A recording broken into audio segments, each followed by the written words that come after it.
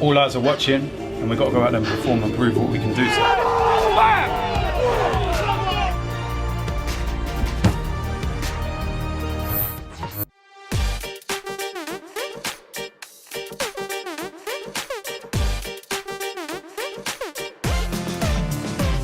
Hello boys and girls, and welcome to the preview and predicted lineup. Arsenal against Slavia Prague, quarterfinals of the Europa League, and it's quite simply do or bust.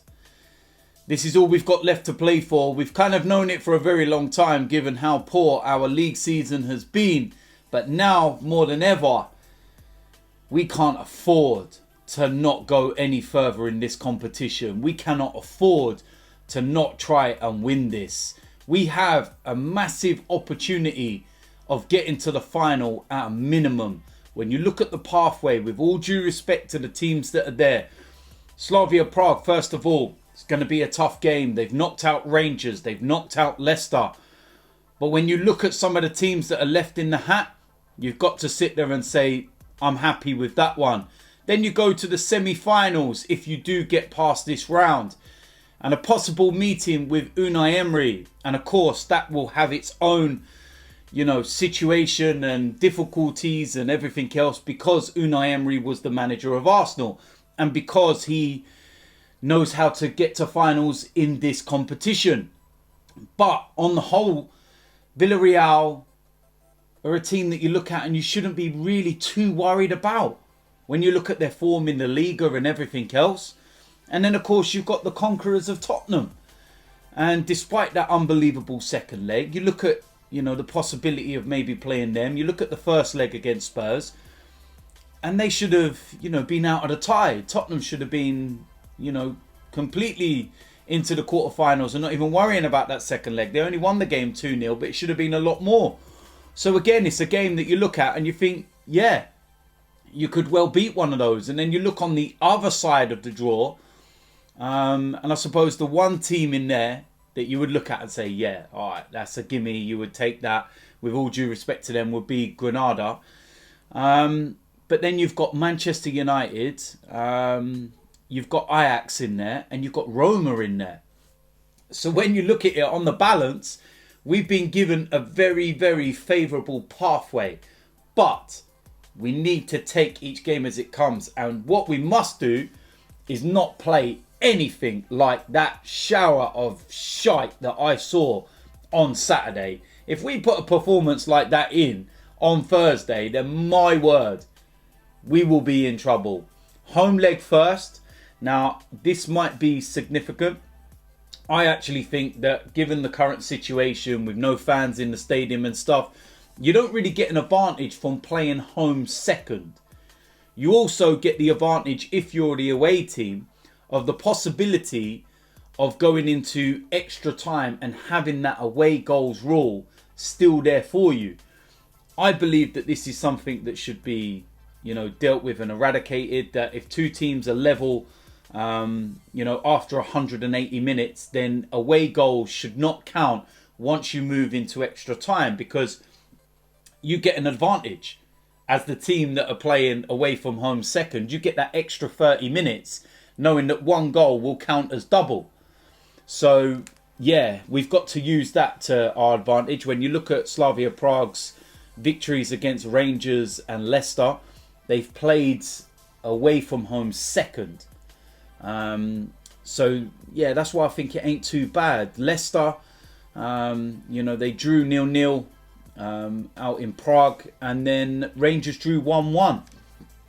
So 2 decent results away from home, but this will be a completely different game. There's that added incentive to it after the actions of a certain player in particular after the Rangers game and the comments he made. I know he's not actually going to be playing in this game.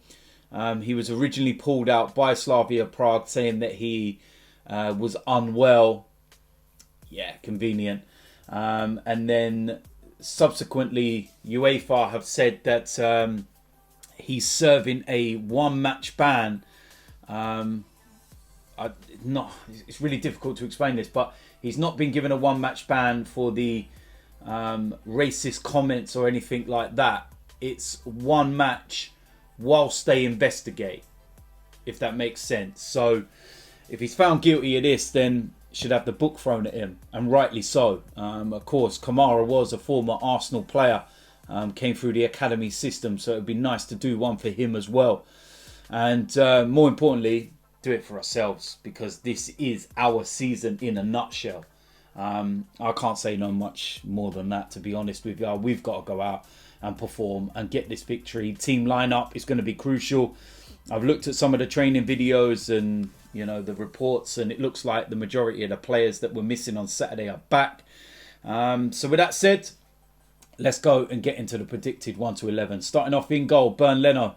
And I think that he's very lucky to be playing in this game, to be fair. And I've been really disappointed with him in the last month or so. Some of his decision making, the goals he's conceded, it's not good. He's having a bad time at the moment.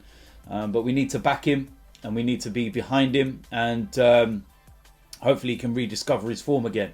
But we can't have any mistakes, any sloppy passes, any stupid moments. But Leno goes in goal. Back four, this is where I think there may well be some changes because of injuries and everything else.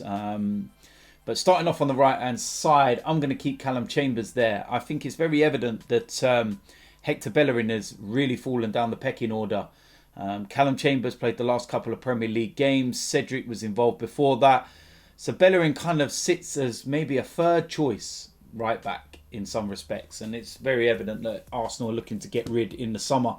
But for this, I'm going to start Callum Chambers, and you'll find out why in a minute. Right centre back, I'm going to put Gabriel there. I'm not having none of this, right side, left side and everything else because of the injuries. I would like to see two players that I want to see play.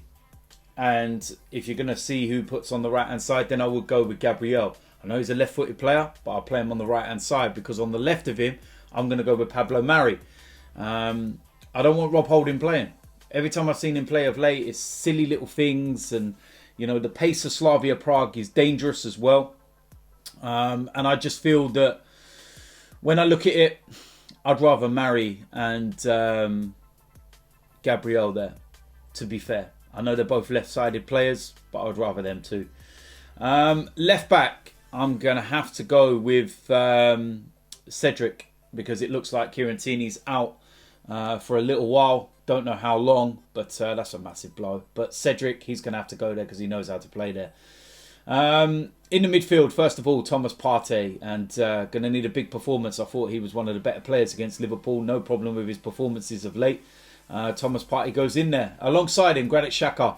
Seen him back in training, and I think you realise against Liverpool how important he is to the team. He comes straight in. Very, very simple. Attacking three changes for this as well. On the right-hand side, Bukayo Saka. Again, a player that I've seen in training. He starts. What more do I need to say? He starts this game. In the number 10, Martin Ødegaard. Didn't have a lot of the ball against Liverpool, but his work rate, and he was one of the only ones that was actually trying to press and trying to do anything. No issues at all. Martin Ødegaard. On the left of the three, I'm going to go with Emil Smith-Rowe. Another player that's missing from the Liverpool game, but he's in training, full training. And what more do I need to say?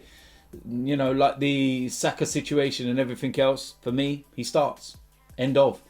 Up front, main striker, I'm actually going to go with Pierre-Emerick Aubameyang. And I know some people will sit there and be a bit, don't know, maybe Lacazette or anything else. But when you look at Aubameyang's recent record when he's starting up front, Premier League, I think it's 4-4. Scored a couple of times out against Olympiacos and got us to this stage and everything else.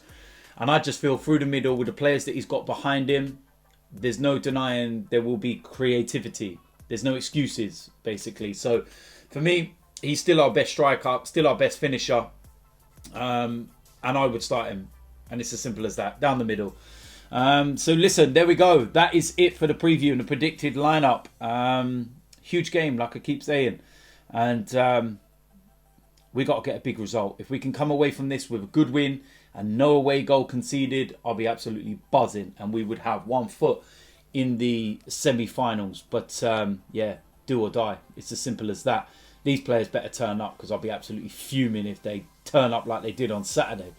But we will wait and see what happens. So if you're new around here, make sure you hit the subscribe button, smash a like on this video, and I will see you lot soon. I'm out of it.